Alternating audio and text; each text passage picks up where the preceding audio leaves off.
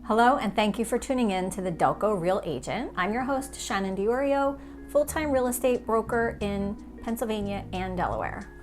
I recently did a video talking about understanding the market growth in the Delaware Valley.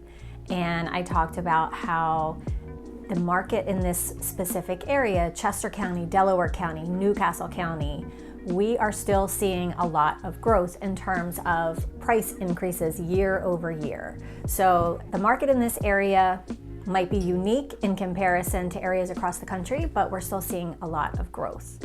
So today I'm going to talk about where do we see the highest growth typically throughout the year? What might be, if you're flexible on time, what might be the best time to sell and what might be the best time to buy?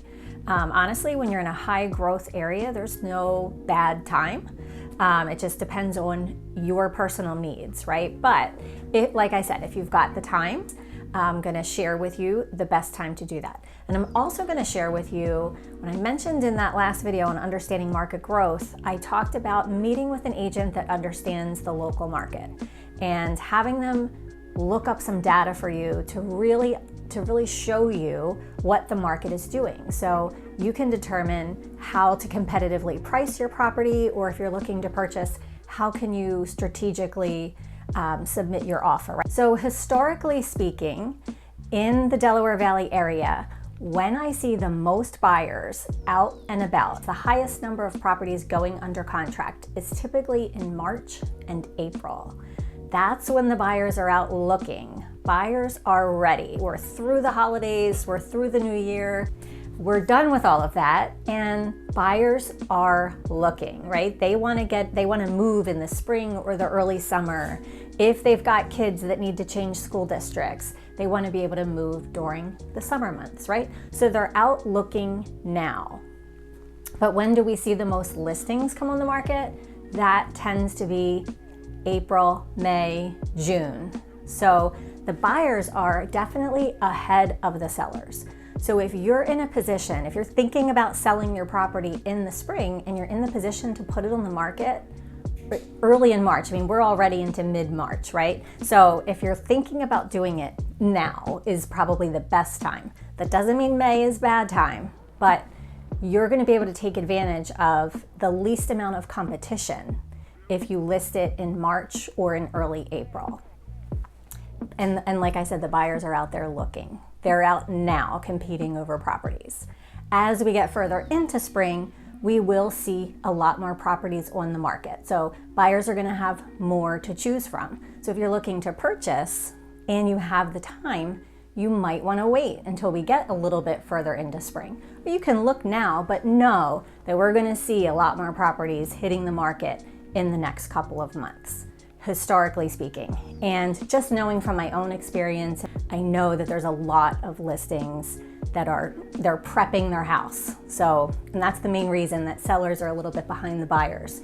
For sellers, they're through the holidays, they're through the new year, they're through football season, but now they want to start getting their house ready to put it on the market, right? So they're working on those inside projects.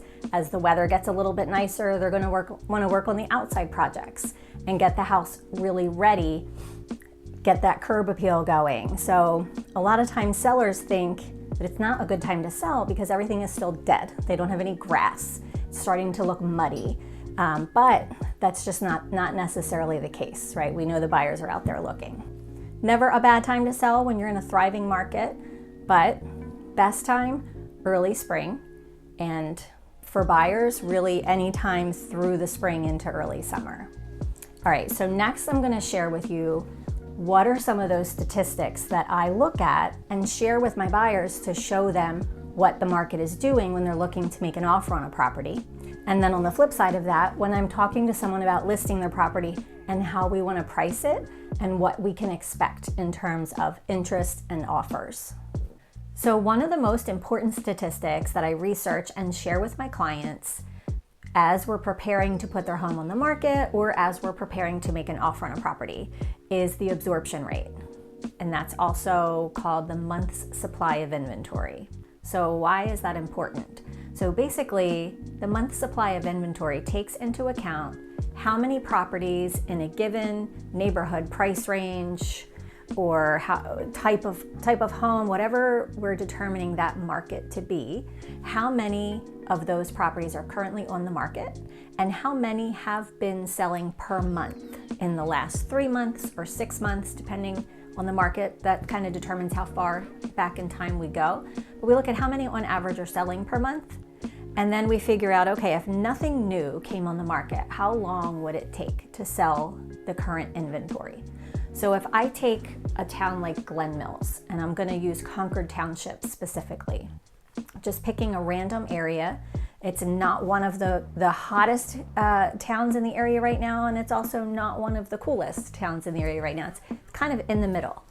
And when I looked at single family homes that are currently on the market in Concord Township, there's currently 18.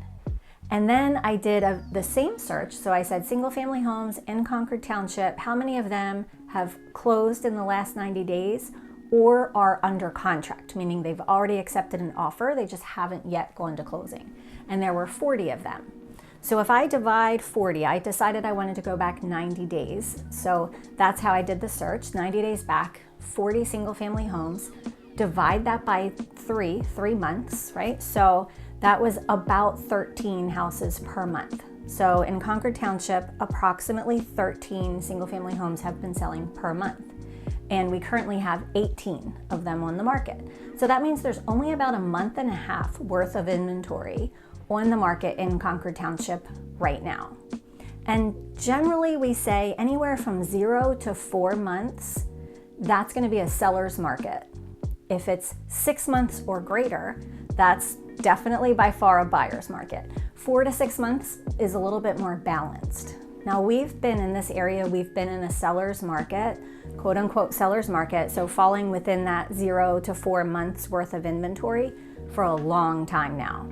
I'm not speaking about the city of Philadelphia. Again, I'm speaking Delaware County, Chester County, Newcastle County, Delaware.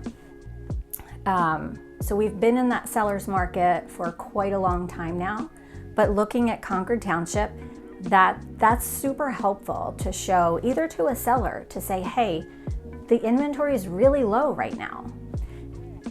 Or if on the flip side, it was really high, right? That would be very valuable to know moving forward so that we could sort of set the expectation. How many people do we expect to be looking at the property? How many people do we expect to be competing for the property?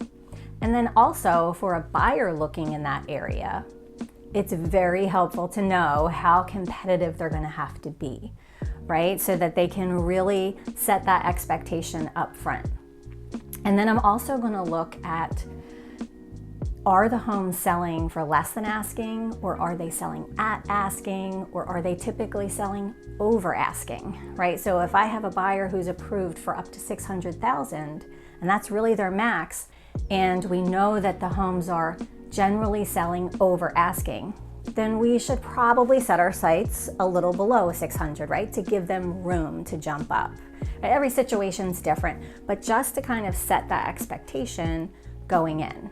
And then same thing when I'm sitting down talking with a seller, I will typically explain to them, hey, even if we list it where I'm suggesting, we're probably going to get competing offers and people are going to overbid and we're probably going to end up with more.